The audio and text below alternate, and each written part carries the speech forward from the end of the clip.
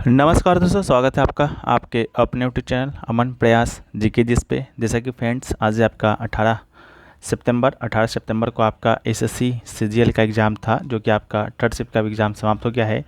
Third shift में GK जिस के क्वेश्चन से आपके 25 प्रश्न पूछे गए थे, उनमें से अधिकतम रियल प्रश्न जो कि मिल गए हैं। तो आज की इस वीडियो में हम उनसे प्रश्नों को देखेंगे, साथ में उनसे जो इंपॉर्टेंट एक्स्ट्रा फैक्ट्स को भी देखते चलेंगे। तो चलिए वीडियो को स्टार्ट कर लेते हैं। इसका जो पीडीएफ है आपको टेलीग्राम चैनल पे मिल जाएगा। टेलीग्राम चैनल का जो लिंक है डिस्क्रिप्शन में दिया गया है, ठीक है। तो चलिए वीडियो को स्टार्ट कर लेते हैं फ्रेंड्स, बिना किसी देरी के। तो आज का जो पहला जो पुरस्कार है वह है कि हरिवर्षणम पुरस्कार किस राज्य के द्वारा दिया जाता है। तो ये जो हरिवर्षणम पुरस्कार है वो दोस्तों आपका केरल राज्य के द्वारा दिया जाता है।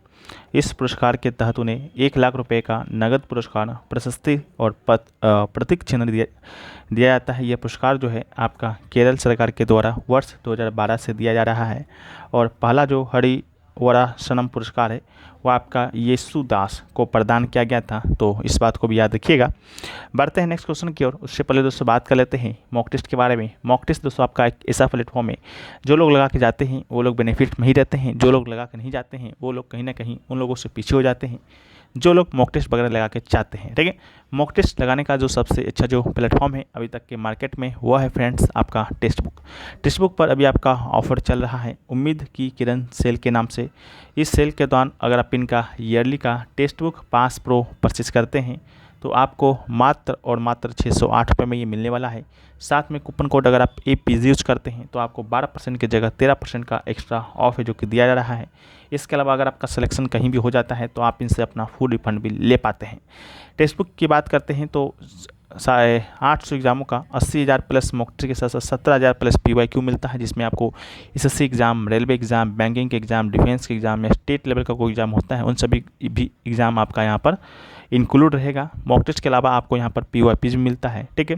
जैसा कि SSC CGL का टीयर 1 का एग्ज़ाम चल रहा है, तो अगर उसका भी अगर आप मेमोरी बेस्ड क्वेश्चन का मॉक लगाना चाहते हैं, PVC का मॉक लगाना चाहते हैं तो वो भी आप लोग देख सकते हैं। साथ में टीयर 2 का भी मॉक टेस्ट यहाँ पर अपलोड किया जा चुका है।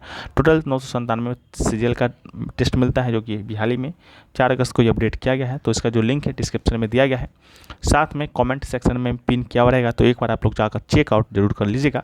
बढ़ते हैं हम लोग नेक्स्ट क्वेश्चन की ओर। तो नेक्स्ट क्वेश्चन है कि भूजे हुए चूने का रासायनिक नाम क्या है।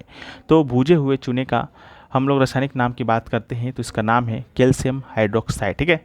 कैल्शियम हाइड्रोक्साइड को भूजा हुआ चूना भी कहा जाता है, जिसका रासायनिक सूत्र होता है CaOH2, ठीक है। जब बिना भूजे हुए चूने को जल के साथ अभिक्रिया कराई जाती है तो यह भूजा हुआ चूना उत्पादित होता है। आप लोग देख भी सकते हैं CaO+H2 को अगर हम अभिक्रिया कराते हैं तो CaOH2 हमें मिलता है, ठीक है।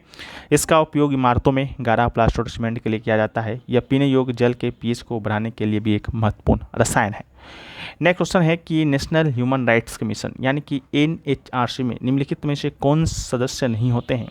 4 ऑप्शन दिया गया था आपका। रिटायर्ड सुप्रीम कोर्ट जज दिया गया था, रिटायर्ड हाई कोर्ट जज दिया गया था, retired chief justice of India दिया गया था, एक आपका डिस्ट्रिक्ट मजिस्ट्रेट दिया गया था। इसका राइट आंसर था आपका डिस्ट्रिक्ट मजिस्ट्रेट, आपके क्वेश्चन के अकॉर्डिंग, ठीक है।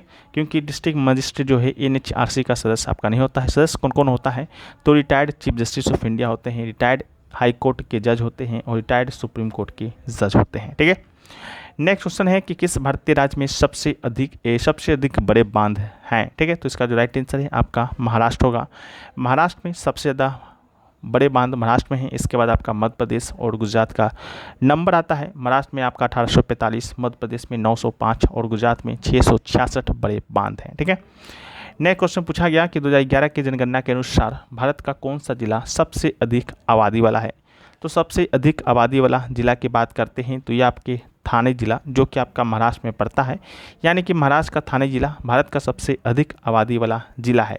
अगर आपसे पूछा जाता है कि भारत का सबसे कम आबादी वाला जिला कौन सा है तो इसका राइट आंसर होगा दिबांग घाटी, जो कि आपका अरुणाचल प्रदेश में स्थित है। इसके अलावा पुडुचेरी की माही जिले की बात करते हैं तो 1000 पुरुष पर 1176 महिलाओं का उच्चतम लिंगानुपात है। यानी कि भारत का सबसे ज़्यादा लिंगानुपात वाला जिला आपका माहे जिला है। दमन जिला की बात करते हैं तो सबसे कम लिंगानुपात है, 1000 पुरुष पर मात्र 533 महिलाएं हैं, ठीक है। इसके अलावा उत्तर पूर्वी दिल्ली में बात करते हैं तो 37,346 प्रति व्यक्ति और किलोमीटर के आंकड़े के साथ सबसे अधिक घनत्व है, ठीक है। इसके अलावा दिबांग घाटी में 1 व्यक्ति प्रति वर्ग किलोमीटर का घनत्व सबसे कम है, ठीक है। नेक्स्ट क्वेश्चन पूछा गया कि किस पंचवर्षीय योजना का उद्देश्य खाद्यान्न उत्पादन में तेजी लाना, रोजगार के अवसरों में वृद्धि करना, खाद्य कार्य और उत्पादकता पर ध्यान केंद्रित करते हुए उत्पादकता को बढ़ाना था। तो इसका जो राइट आंसर है वो आपका सप्तम पंचवर्षीय योजना हो जाएगा। सतवां जो पंचवर्षीय योजना है कब से कब तक चला, आप लोग कमेंट सेक्शन में बताइए। ठीक है, सातवीं पंचवर्षीय योजना का मुख्य उद्देश्य सामाजिक न्याय के माध्यम से आर्थिक उत्पादकता में वृद्धि, खाद्यान्न उत्पादन में वृद्धि और रोजगार सृजन करने के क्षेत्रों में विकास करना था।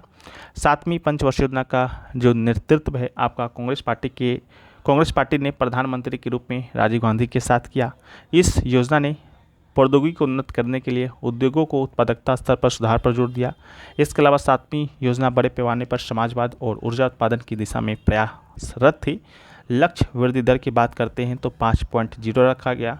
वास्तविक जो विकास दर हासिल हुआ था वो आपका 6.01% हुआ। प्रति व्यक्ति आय की वृद्धि दर की बात करेंगे तो 3.7% था। ठीक है, नेक्स्ट क्वेश्चन पूछा गया यामिनी कृष्णमूर्ति निम्नलिखित में से किस नृत्य से संबंधित है। तो यामिनी कृष्णमूर्ति की बात करते हैं तो यामिनी जो कृष्णमूर्ति हैं उनका जो संबंध है वो दोस्तों आपका है भरतनाट्यम शास्त्रीय नृत्य से।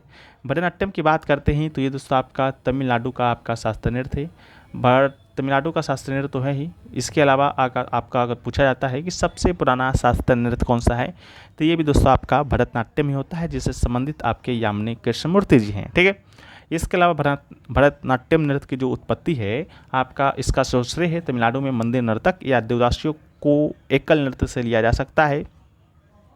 इसके अलावा भरतनाट्यम को दशीरट्टम के नाम से जाना जाता है। इसके अलावा सादीरट्टम के नाम से भी इसे जाना जाता है, तो इस बात को भी आपको याद रखना पड़ेगा। ठीक है, नेक्स्ट क्वेश्चन देखिए पूछा गया कि अलकनंदा और भागीरथी जो नदी है वो आपका कहाँ पर मिलता है। ठीक है, तो ये जो दो नदियाँ हैं वो दोस्तों आपका देवप्रयाग में जाकर मिलता है। देवप्रयाग पंचप्रयाग की सूची में एक है।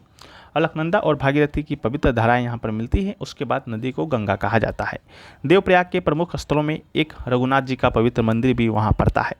इसके अलावा प्रयाग की बात करते हैं तो प्रयाग शब्द को अक्सर दो या अधिक नदियों के संगम के रूप में जाना जाता है।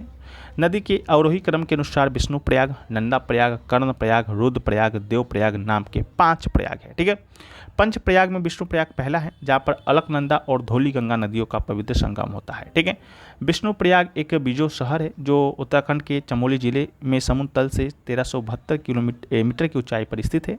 ठीक है, तो विष्णु प्रयाग की बात करते हैं तो अलकनंदा और धौली गंगा यहाँ पर आकर मिलता है।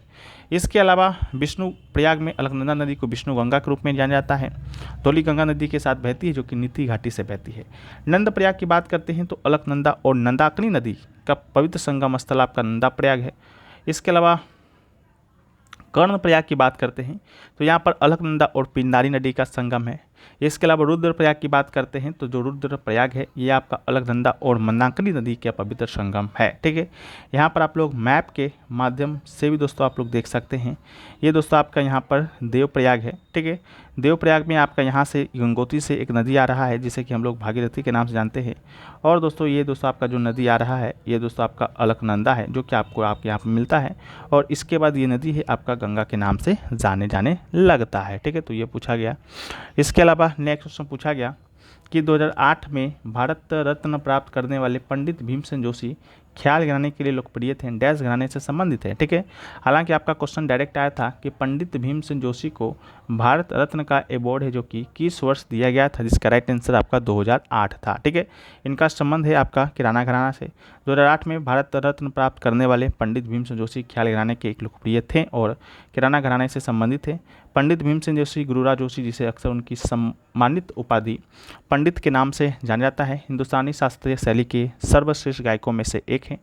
भक्ति संगीत के उनके लोकप्रिय संस्करण और गायन की उनकी ख्याल शैली के लिए भजन और अभंग दोनों ही उन्हें प्रसिद्ध बनाते हैं। एक प्रसिद्ध कलाकार जोशी ने 1964 और 82 के बीच अफगानिस्तान, इटली, फ्रांस, कनाडा, संयुक्त अमेरिका की यात्रा भी की थी। वे भारत के ऐसे पहले संगीतकार थे जिनके संगीत कार्यक्रमों का प्रचार न्यूयॉर्क शहर में पोस्टरों के माध्यम से किया गया। अपनी शिक्षक सवाई गंधर्व के सम्मान में जोशी ने वार्षिक सवाई गंधर्व संगीत समारोह की स्थापना की और महत्वपूर्ण भूमिका निभाया था। नेक्स्ट क्वेश्चन पूछा गया कनक राजू के विषय में कि कनक राजू को आपका जो पद्म श्री जो पुरस्कार है वो आपका कब दिया गया था। तो ये आपका 2021 में इन्हें पद्म श्री का अवार्ड दिया गया था। किस नृत्य शैली में योगदान के लिए दिया गया? तो इसका राइट आंसर था गुसादी नृत्य शैली के लिए। ठीक है, तो भारतीय गुसादी नर्तकी कनक राजू प्रस्तुति देती हैं। कला में उनके योगदान के लिए 2001 में भारत सरकार के द्वारा पद्मश्री अवार्ड इन्हें दिया गया था। पिछले वर्ष पद्मश्री प्राप्त करने वाली आदिवासी लोक संगीत गुसादी कनक राजू को नई नौकरी मिली है। तो ये सब आपका है। बाकी और भी चीज़ें पूछी गई आपके एग्ज़ाम में, लेकिन मिल नहीं पाए। जैसे ही वो मिलता है हम उसको PDF में ऐड करते हैं, PDF टेलीग्राम पर आपको भेज देते हैं। बाकी वीडियो अगर पसंद आया है तो वीडियो को लाइक कर दीजिए। चैनल पे अगर आप लोग नए आ रहे हैं तो कृपया कर चैनल को सब्सक्राइब कर दीजिए या नोटिफिकेशन बेल कॉल पर क्लिक कर दीजिए। और टेक्स्ट बुक के ईयरली पास प्रो से जुड़ना चाहते हैं तो मात्र 608 पे में आप जुड़ सकते हैं कूपन कोड APG के साथ। तो आप लोग जाके जुड़ सकते हैं। मिलते हैं हम लोग नेक्स्ट वीडियो में। जब तक के लिए जय हिंद फ्रेंड्स, वंदे मातरम।